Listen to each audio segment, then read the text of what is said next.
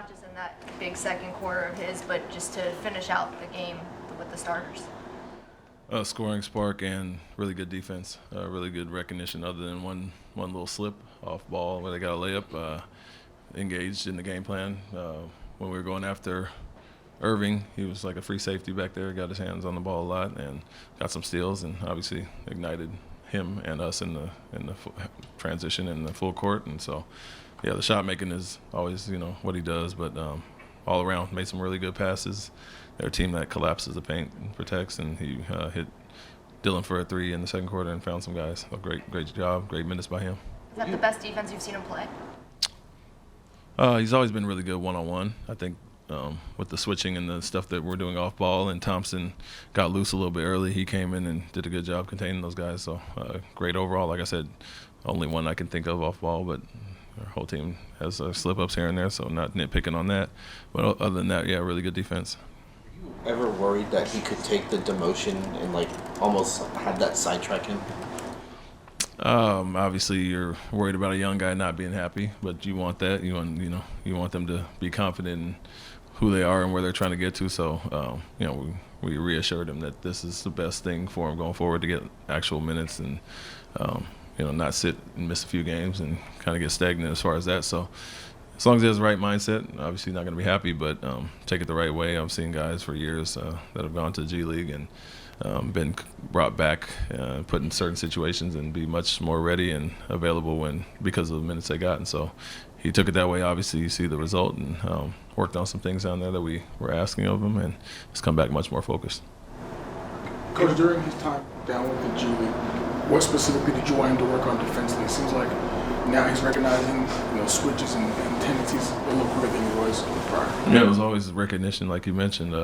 Communication. It's hard to communicate when you're a step behind yourself, and so awareness, recognition, reaction, all those things that we're doing off ball. It was really more about off ball defense and team defense in general. Because, like I said, he's a big body that's physical, and he's going to take on challenges one-on-one. But obviously, that's not how we play. We don't just say get through every screen, fight through, and stay with their own man. We do a lot more communication and stuff to be proactive, and so it was a little slow with those initially and much better now, but no different from a lot of our guys who got more minutes last year and took their time to get it, and he's coming along as well. After the last two games that you all weren't able to finish in the fourth quarter, was that your message to the team coming into this game? Yeah, we had some good film sessions looking at the Miami and Minnesota first, but then the Miami quarters with the droughts we had on both sides of the ball. And the message is, if shots don't fall, we had really good looks against Minnesota, but you can still not give up a 13-2 run, obviously, and guard, not give up 3 3-pointers and a 3-point play.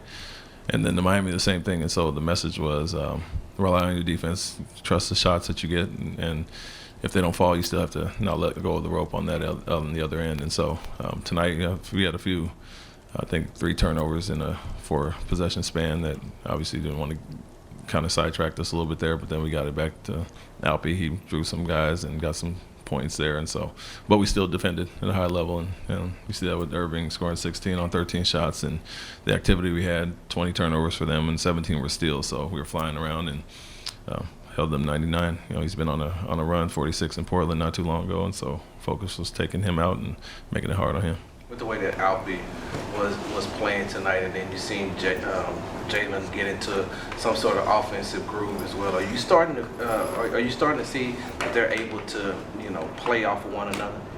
Yeah, I think they made a conscious effort to go after Alpi in the post, and everybody's going to be a recipient of that. And so we picked some spots we can move him around quite a bit, so it's harder to double team him at times, and on the perimeter or at the elbow.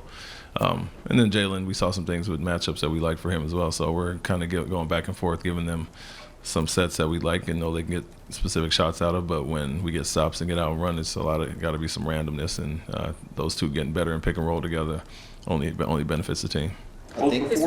Both before and after the ankle injury, Dylan's taken on a little bit of a greater role when it comes to scoring. How important is he to you in the half court, being something of a secondary shot maker and creator, I guess? Yeah, it's been big for us, for a guy that, like I said, doesn't get a lot of play calls. He really impacts the game, and he's able to relocate to spacing, find the right openings for guys, and then hunt his shots in a good way, not a selfish way, playing off of the guys that initiate and get more of the play calls. And so he's been great all year, very consistent, obviously shooting the ball really well, but also the post-ups have been there when they get a cross match. And him and Jabbar usually have a lesser defender on them, and so he's taking advantage of that.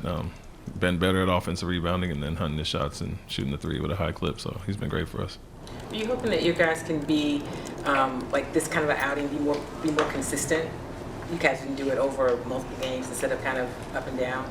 Yeah, and I think to start the season we weren't, and then we hit a nice groove and won a bunch of close games. And other than the last two, the Minnesota-Miami, I think we had been much better in close game situations. And those weren't necessarily close games. We had nice leads that we shouldn't have lost, obviously, but I think that was one of the key words this year was consistency. And with us, we have been better, and the record indicates that, but also the end of game and close game situations as well. You talked about before wanting to take some of the burden off of Fred VanVleet as far as a primary ball handler. And we saw Jalen kind of take over the game in the second quarter when he was handling the ball more. Is that something you want to see going forward, is giving Jalen more of those responsibilities? Yeah, I think it's definitely Jalen with the starting unit. Alpy being a hub as well. And so, and for us, I'm in, another handler when he's there. So I think across the board, the more guys you have can get us into sets, penetrate, shoot, and drive, and all those things. It makes us more balanced and more deadly, I guess. And so, we said Fred, keeping the turnovers down, getting us into sets last year was a big thing for us to improve our offense and improve the team overall. But the growth of our young guys and those guys kind of taking on that role, and Fred being the recipient sometimes is going to be beneficial for us. I think he played 38 of the first 40 minutes. What makes him just so indispensable, even on nights when he's not shooting it well? Yeah, he kind of kept everything together, and really smart defender. So he's doing some of the off-ball work on Thompson. Knows how to stay into guys' airspace and doesn't get lost off-ball defensively.